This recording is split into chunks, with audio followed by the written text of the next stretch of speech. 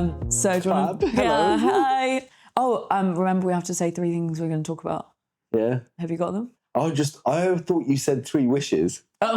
So I've got like 3 wishes. Yeah. No, but you remember at the top we say... World peace, the world's biggest sandwich. Yeah. And I was going to save the other one for like some sort of Nutella base. Okay. But Welcome to Lantyn Labs. welcome. It's a podcast where we vibe code the hell out of our lives and every week build a new product using just the power of talking to AI. Right? Yeah, so we're from kind of non-traditional tech backgrounds. We're not from very traditional tech backgrounds. And we're making AI products just to help us as we navigate the unknown world of the 4th Industrial Revolution. Yeah. That we're in. Just like nice and easy, right? Just like nothing massive. Easy. Yeah. So thanks for joining me. Yeah. Hi, I'm Georgia. Hi, I'm Omar. And today I'm going to tell you about the products that I've been building, including an AI goal visualizer that you can upload a selfie and see yourself achieving your goals. It could be quite apt as we're approaching the end of the year. Apt. I like that. An apt app. And I'm going to talk about affirmation generator, generating affirmations in your own tone of voice. And I'm going to talk about a little project that I'm working on, trying to use AI to gauge my energy levels and then plan my schedule accordingly. How about you?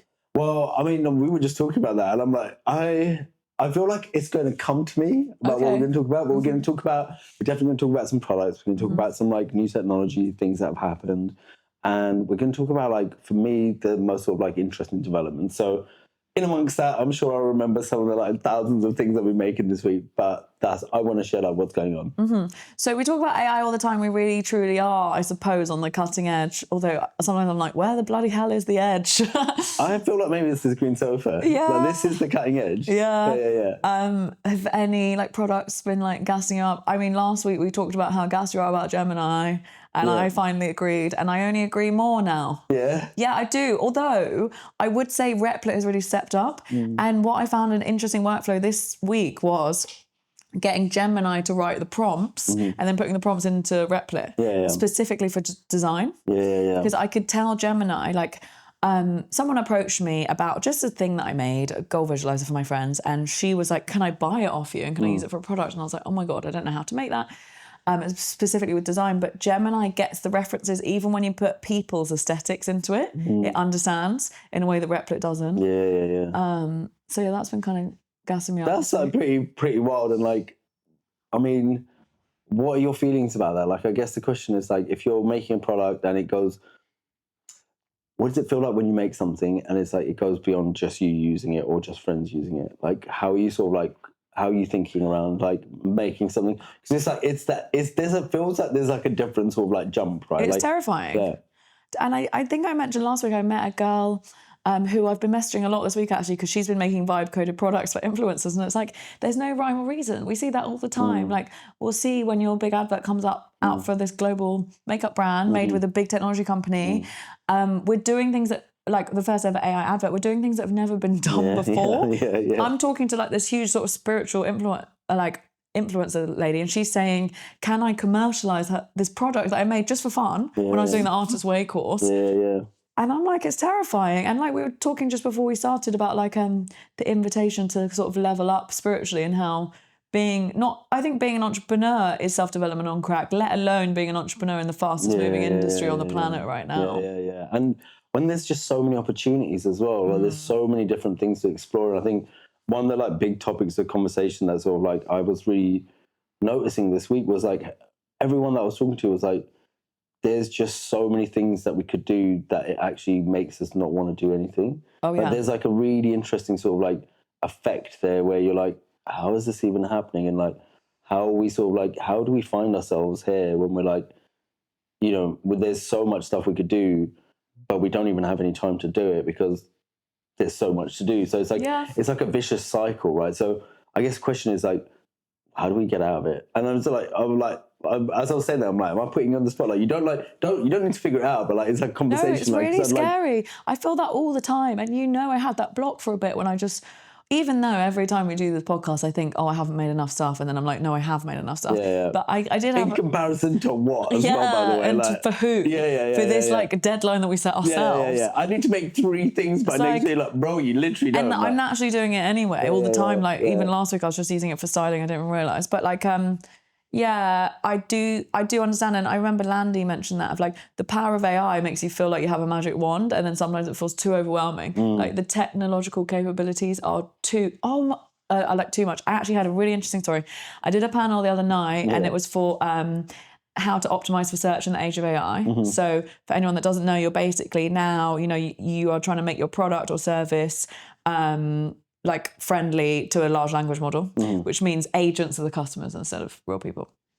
And, it was really interesting. Then you could build an agent to help the agent spot you. But there was this one woman on it. She had her own like big agency, and she was saying they made a product for a bank that made using AI, that made all of their content for them. And she was on a plane and she sold it and she beat some other companies and it did so well.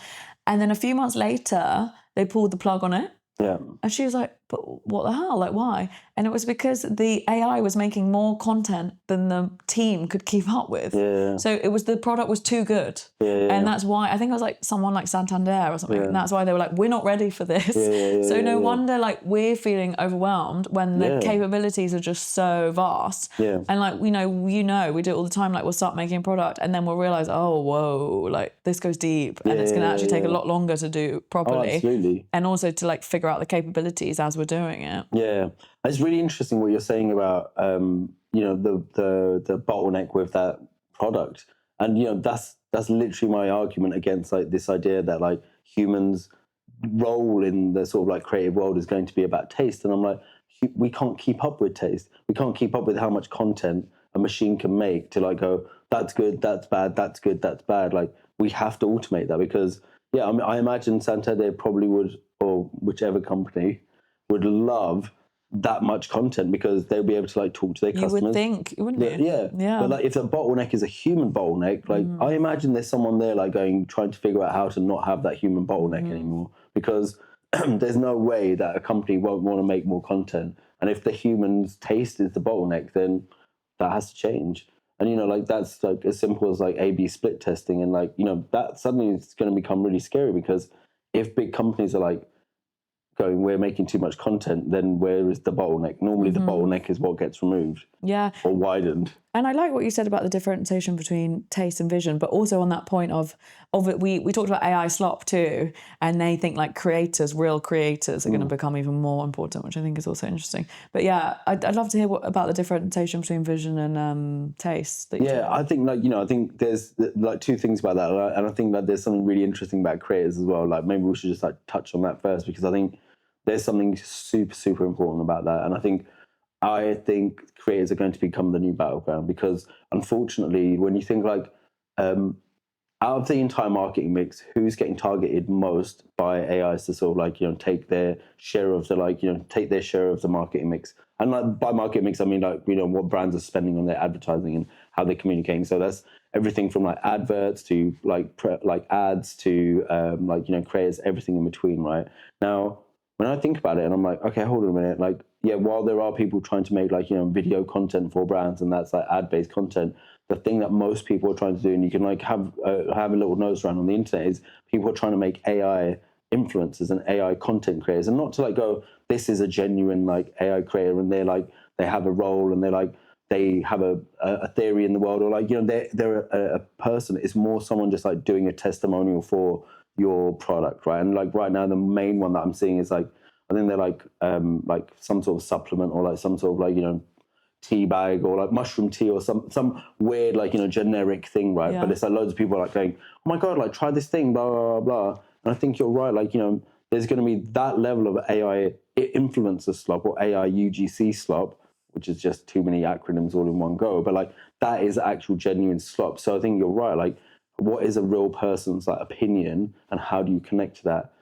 But then my question then is that when we're talking about that, I was just thinking about that when I was saying it, I was like, but then are creators going to be okay to use any AI in their stuff? Like, could a creator go, you know what, I want to make more content for my fans and I want to like speak in Spanish because loads of my fans are Spanish. could I not just use a service like HeyGen to make a version of myself? And is that then okay in a time of AI? Like, if we're talking about humans being like the most precious thing, can a creator then make a version of themselves? I don't think it's one size fits all. I think if they're already trusted by their audience, they can get away with it. Whereas if they're like AI from the start. I always had a really interesting, I'm kind of over it now. And I remember we had a conversation once about imposter syndrome.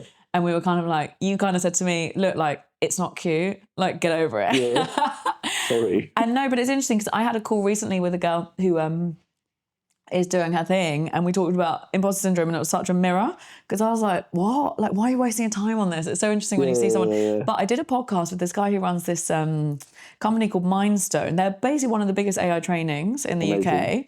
Oh my God, it was so interesting. We had such a great conversation. It was so fun to be a guest as well rather than the interviewer. And his business is like, 10x this year. And he was like, I've never had more imposter syndrome. Because he's like, sometimes I feel like, I'm just like what I say sometimes I just feel like I'm learning faster than anyone else. And I was like, here's this guy like making so much money, smashing it, saying he's feeling imposter syndrome. I think AI just lends itself to that feeling because it's moving so quick. Yeah, and honestly, I think like there's, like touching on that imposter syndrome thing as well is really interesting, right? So like, I think that like also AI helps me reverse imposter syndrome. Yeah. And like I was really thinking about that this week because I was starting to like write some like essays and stuff. And when I say write, I mean like co-write because I'm using a machine to help me because like words don't really make sense in my head. Like, I should have got a free laptop at university, but I didn't because I was not able to apply. But like it was really difficult to get the ideas in my head out of my head and like connecting with all of the dots that I know that they belong in. But to be able to use a machine to like go like, oh yeah, no, that does make sense. Like this idea connects with like this French philosopher, or like this idea connects with this theory from over here. And I'm like, I fucking knew it. I knew that this was working and stuff. So it almost makes me feel like I can get over my imposter syndrome or my syndrome, or I don't know, whatever it's called, of like, like going, I wish I could just say that, like, I wish the words would come out of my head in the order that I think they would work. Yeah, but also I don't think using AI for writing is necessarily a bad thing. Yeah. I think, in the age of the M dash, and all, so many hilarious memes about like RIP the M dash and stuff. Yeah, we're all so sick of seeing that. And like, but actually my friend Alia, she's used AI as a brainstorming method to help her write her book. She's a brilliant author. She had such a good theory around it. She's like, all other creative disciplines have had technological tools, but really we've only ever had the keyboard. But like suddenly we've got this tool that can talk back to us for writers and like we should use it. Yeah. And actually I was listening to a podcast yesterday about AI and journalism, and it was like, did you know even when the computer was invented, writers were like, well people are going to have to be way less sure about what they say now. And how funny in that age. And like, isn't that crazy? Like, it's always like, just that's so funny. Like when you think about it like that, but it must have been like absolutely right. Yeah. Right? That's so insane. But like, I think, for me, like, it's like, when you talk about a cognitive prosthetic, I'm like, I wear that prosthetic in my head because I'm like, I can't say the things that are right in my head. So when the machine helps like say it back to me, I'm like, that's exactly what I was thinking. That's my whole point. Like, that's the thesis of what I'm like saying. And it makes me feel like validated with my thoughts rather than like go like, So like, I absolutely understand. Like, when you're thinking about like, I guess then there's a question of like, what is the value of like knowing everything? Like, is there a value of like knowing all of the latest AIs or all of the latest stuff? Because I think so much, that's why I was, when we were talking earlier about like specializing and what does that look like next year? Like, there's so many people talking about like, this is the 10 things you do with AI, but like, actually, like, at what point is that going to stop being interesting? Mm-hmm. We're like, I mean, when you look at like how far prompting's come in the time that we've been doing it, from humongous like scripts that had to all be completely like perfect in their wording or have all manner of like different prompting strategies to now you just like have a conversation with like any of the AIs and they're like more than happy to sort of like go, oh yeah, I know what you mean, Omar, that sounds great. Yeah, of course I'll build you that piano that like sounds like fart sounds, dude, of course, don't worry about it. Or even just visually. Yeah. When I had to upload 80 pictures of myself and I still get an arm sticking out my leg. And now I look like great. Now you're just like, there's no arm sticking out my leg, bro. So, no, but I think that idea of AI to level up your confidence is an interesting one, and I guess that like maybe could lead us into projects because that's definitely with my goal visualizer what I've been doing. And I love it, and I think actually I did some research on it, and they've been doing it in primary schools to show, you know, that whole idea of like if you can't see it, you can't be it. So it's so sweet. So I've just been making this thing that you can take a selfie and then see yourself achieving your goals. Amazing. And like, you're gonna have to share some of your like first tell me like why did you even start making that? I started making it when I ran the Artist Way course for my friends where I AIified it, and I made this customized GPT that asked you some questions about what you wanted to do and then generated a picture. And then I had a conversation with someone and they wanted to use it, and then I was like, shit, I need to make this product and sell it to someone. And that wasn't even in my suite of personal development AI things that I was going to launch. But actually I do think it's a good idea.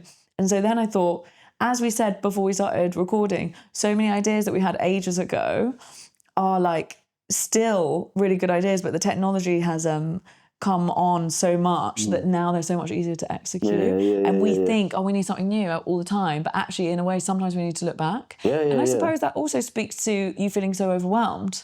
And it's so funny because I feel like normally I'm the one that says I'm overwhelmed and you're like gassed. So it's like a relief, like we're human, man. And sometimes we get paralyzed with inertia because there's too many things to do. That's it. And I think like, you know, when we were talking about like that feeling of like, you know, when there is so much to do that you like don't know where to start, I think that's always like really interesting. And I'm like, in my head, I'm like always like, you know, always come back to this idea of like, actually what's the first thing I want to make? And like, you know, I did this, I think it's really interesting that like I actually sort of like said something out loud this week. I was like, oh, actually, I've never really like, I mean, me and you talk about it and, you know, the people who listen to this might understand what I'm talking about. But, you know, yesterday I did a lecture at London College of Fashion and I was like talking to a new cohort of students about what it means to use AI as a part of your like filmmaking process. And, you know, that like, you know, the thing that I was like really trying to impress upon them was like, you know, when in a time where everyone's using the same machines, developing your own aesthetic is going to become super, super important. So people know your work, right?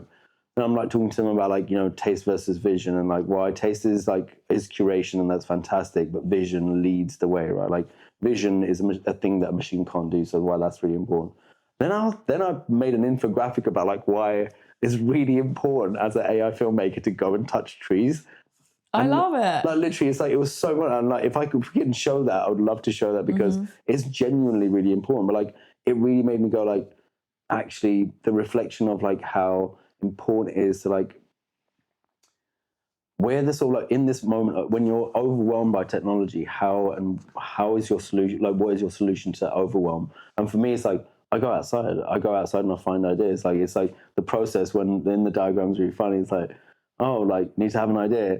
Go and touch some trees. The pool opens, then the ideas come out, the ideas go into my head. Then I run home as quickly as I can to make them. And it's literally like, I was thinking about it, I'm like, I might like look at my like Apple like AirTag and see that because I like leave home, go to the park, have an idea, and run back home and quickly make it. Like that's sort of like, that is the sort of like way around it. It's so funny that you're teaching that to uni students. I love it. Yeah, because I'm like, you need to know, like, because like if in the time of like, because we never really think about overwhelm as a part of the creative process. We always think like overwhelm is a negative part, but like sometimes it's beautiful to sit in like feeling overwhelmed and be like, wow, like how amazing is it to actually feel genuinely overwhelmed by something? Like you have to understand something to feel like overwhelmed by it. Like if you're like going, you know, there's so many things that come out, like how do I sort of like tell people about it? How do I share this information? And that can be overwhelming because like there's new things coming out constantly. Yeah.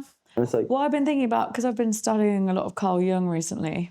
He was like, the more you know, the lonelier you are. There you go. You know, and true wisdom is knowing nothing. And it's like, I love what we're doing because we get to learn all the time. Yeah. But it's also, the more you learn, the more you realise these rabbit holes go deep. And then you're just like, bloody hell, I don't know if I've got the energy to go all the way down there. Yeah. Honestly, that like, it just like, when you said that, it just made me like, I was just like clutching my beard because I like literally was like, you know, I looked like a monster like about a week ago. I was just like hair, beard, like food and like stuff. And it's like, totally. Gemini 3, bro. And like I was on a shoot the other day and I thought I didn't have my contact lenses because I'd like was in such a rush. And then luckily like the scatty me had left some at the bottom of one random backpack. Do you know what I mean? It's like, it's a lot out here. It's the end of the year. We've been doing mad stuff actually. And actually maybe for the next episode of the one after we could do a little roundup of our best things. Oh, absolutely. People are doing it, yeah. Absolutely. But you touched on something that I wanted to pick up on, which was the importance of cultivating your own aesthetic. And it's something that I found when I was making my visualization. And, you know, I've already got my aesthetic on my slides and stuff, but that was the nuance I got to, which is so cool. Because when I made the visualization generator before, just making, just the capabilities of uploading a selfie and seeing yourself achieving your goals, that was enough. But this time when I've been doing it, I've got there, and now, you know, especially if I was going to sell this product, I've been going into the prompting and seeing how I can get the visualizations to look like the same aesthetic, especially if like a big influencer shares it and then everyone's sharing their things, you know, so it needs to kind of align with. So it's a really interesting nuance, actually. Yeah. And it's like, it's so absolutely important to sort of like, especially like if you're, I think like, you know, when I was thinking about it, I was like, am I just reinventing the wheel? Because like, surely as any creative or any person who's putting stuff out in the world, having your own aesthetic is genuinely important, because that's how people know it's your work. So like, maybe it's a bigger thing, but I think like in AI, it's like vastly important, because everyone uses the machines and people don't use the machines in any different way from each other. People just like go online and just be like, do this thing, and it will do it, and it will never like look different. So for anyone who's like looking at it, like, you can tell that it's AI. Like, it looks like it's in the uncanny valley. All of those like really interesting things, but I think it's like really important to like have your own aesthetic, because otherwise, you know, how will people know it's yours? And then in the time where like, you know, I think the other thing you were saying about like, it really like this, I just really want to pick up on that thing you were saying about like how, you know, marketing to the AIs is like the next big thing, because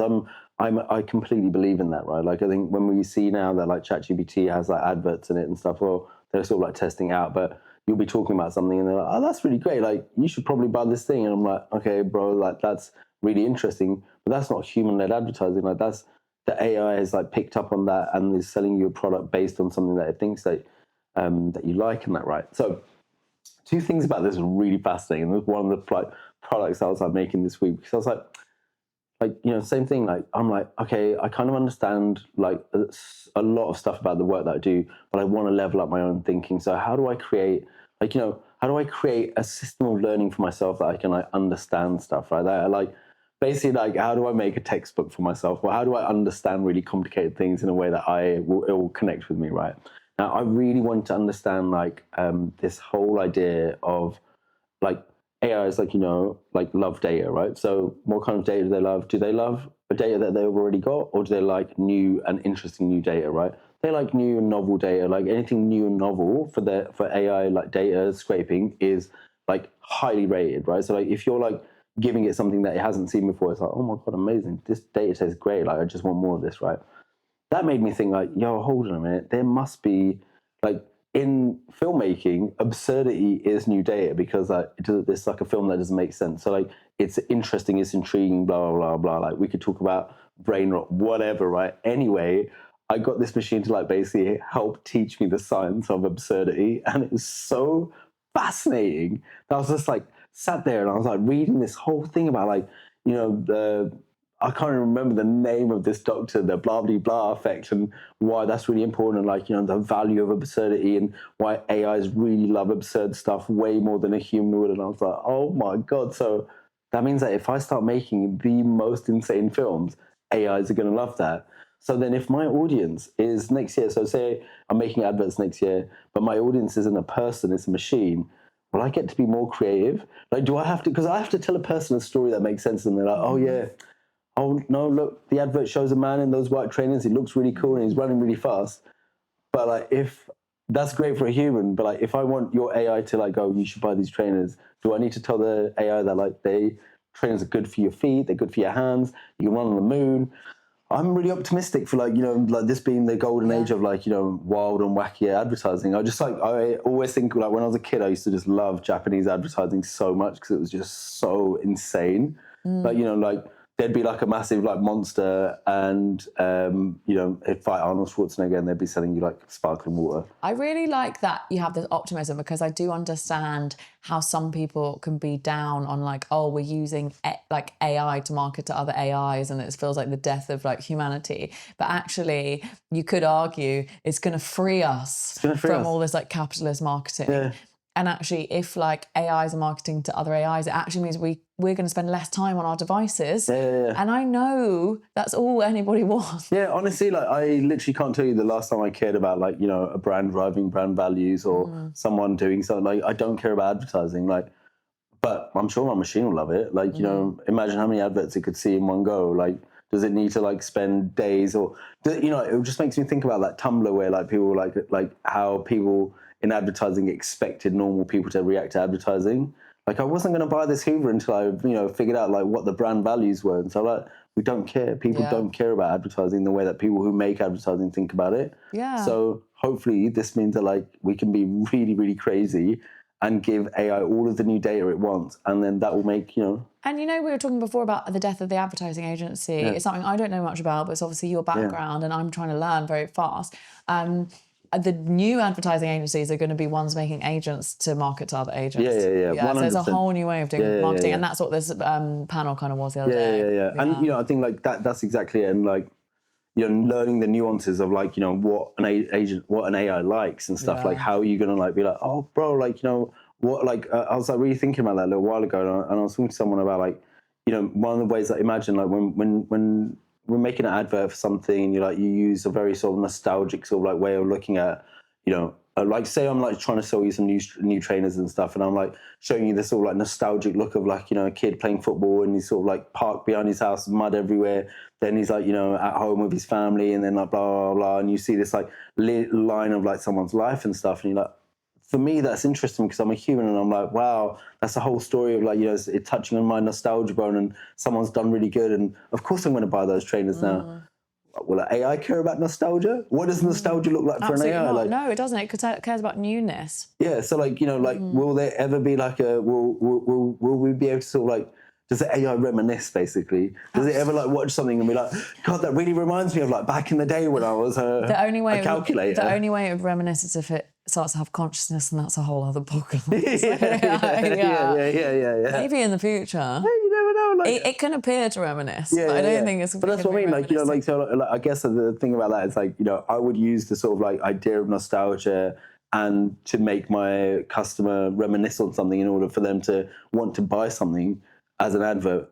But then if my audience is an AI, what do I need to tell it to like make it go like, yo, this is actually really good. It really reminds me of this time. Like, Omar's gonna love this because like, you know, he was always yapping on about like, you know, Bagleys or something, and be like, actually. And what you need to tell it is you've got like a number of verified sources that says you're good, basically. You know what I mean? It just cares about boring data like that. But it's interesting because it makes me think actually with my visualization thing, in a way, what I'm trying to do is like marketing for good. I'm trying to do like use marketing for positive behavioral change. Sorry, I'm not like shaking my head. I'm just like trying to get my glasses back on my head. I'm like, no, cool, man. Cool. Yeah. No, but like it's kind of like you were saying, okay, like you make an advert and it makes someone reminisce, then it makes someone buy something. Maybe not, arguable. But then it's like if you can see yourself doing something, or like, you know, like we talk about a lot, how can you use AI to help people make better decisions, kind of by manipulating them, by like recircuiting their monkey mind. Yep. And it's kind of like, you know, I did that health insurance job for Google, and they're all using, it's not enough just to have the health data of what you're doing wrong. You need to gamify you being healthier to get there. It doesn't matter, like we can have all the data in the world, but if we're not like incentivized to make a difference in our life, it's never going to happen. I wonder, like, you know what, it just makes me think, like, because you're completely right, but just on that one thing, I was like, what more incentive do you need to look after your health and to stay alive? Well, it's not enough. That's so mad to me. I know, because, well, it's kind of like, I'm not going to get too deep, but it's kind of like climate change. Like, we know it's coming, but you're like, oh, whatever. And it's like, cool, like, you know, in 10 years, you might, like, have an illness if you do this. But in the here and now, you're like, well, I want the cake. Do you know what I mean? So you're looking into my head. I'm like, it's like, how do you know? Yeah. So it's like you need something because we haven't evolved to like have this, you know, the world around us where we can have anything we want all the time, and you know what I mean? So we have to like, reprogram our kind of like evolutionary like ways, I guess. Yeah. And that's what I mean. Like, it just like, you really just made me think. I always thought like eating cake would be fine because Mr. Kipling has been alive for years, bro. Like, why is it not okay for me to like mash down these like Viennese swirls? Yeah, I know. Weird that. That's so weird. Yeah, so weird. No, but like you're completely right. Like, you know, I think there's something really fundamental about like the way we have to we have to work out a new approach to It's these more like things. humans' behaviour, and marketing is going to be so different. It's more like incentivization. I've got 2 more things to talk about project-wise. I've got my affirmation capture, which I think I showed you briefly yesterday. The design is next level because I used Gemini for the prompts of the design. I spoke to Gemini. I said, what would be better to make this on, Gemini or Replit? Because it uses 2 APIs, ChatGPT and Lantyn Labs. They actually said Replit, which I thought was really interesting. I like that you didn't misgender Gemini and you were like they. Oh yeah, I love that. Oh yeah, yeah. Good. Yeah, I didn't even realise. That's just like, but that's so amazing. Anyway, sorry to cut across. Well, obviously, if it's anything, it's a she, but it's probably a they. It's more of an entity. Yeah. And so I use Replit, and it looks amazing. It and it's a product that can generate affirmations in your own tone of voice and inspire you to do stuff. But what I'm quite excited about, and I actually voice noted you from Leeds about it because I was so gassed, and I don't even know if you listened to it, but I wanted to get the idea out before I forgot. So I was doing 3 interviews that day. And I was hosting this podcast for an electronic company, interviewing really smart people like neuroscientists, like award-winning future architects, like rah-tah-tah.